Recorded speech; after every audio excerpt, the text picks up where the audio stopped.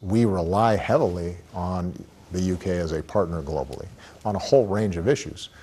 We'd like you having more influence. We'd like you being at the table, helping to influence other countries who may not oftentimes see things as clearly from our perspective as our British partners do. In the same way as in our personal lives, if we're making a big decision, we should probably pay attention to the people who we've counted on, who we've stood by with, who we have a history with. We should probably pay attention when they say, I think this is the right thing to do. My hope is that this is something that would have some influence on how voters think. I don't anticipate that anything I've said will change the position of those who are leading the campaigns in one direction or the other, but for ordinary voters, I thought it would be relevant to hear what the President of the United States, who loves the British people and cares deeply about this relationship, has to say about it.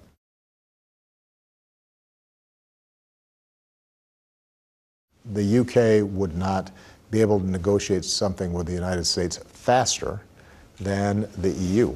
We wouldn't abandon our efforts to negotiate a trade deal with our largest trading partner, the European market, but rather it could be 5 years from now, 10 years from now, before we were able to actually get something done.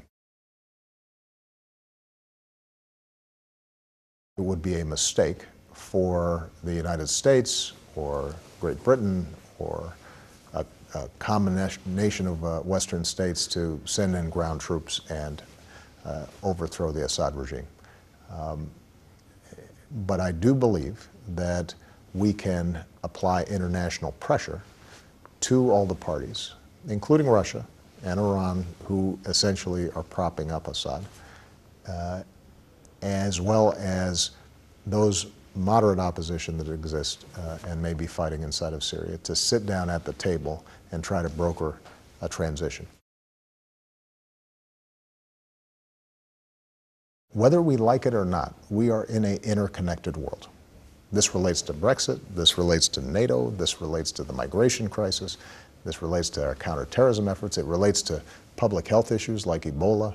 It would be, I think, tempting for a lot of people to believe that we can pull up the drawbridge, that we can carve a moat around ourselves and not have to deal with problems around the world. But we don't have that luxury. And if these problems are transnational in nature, then they require a transnational response. She's the best mother I know, and my daughters are amazing because of her parenting.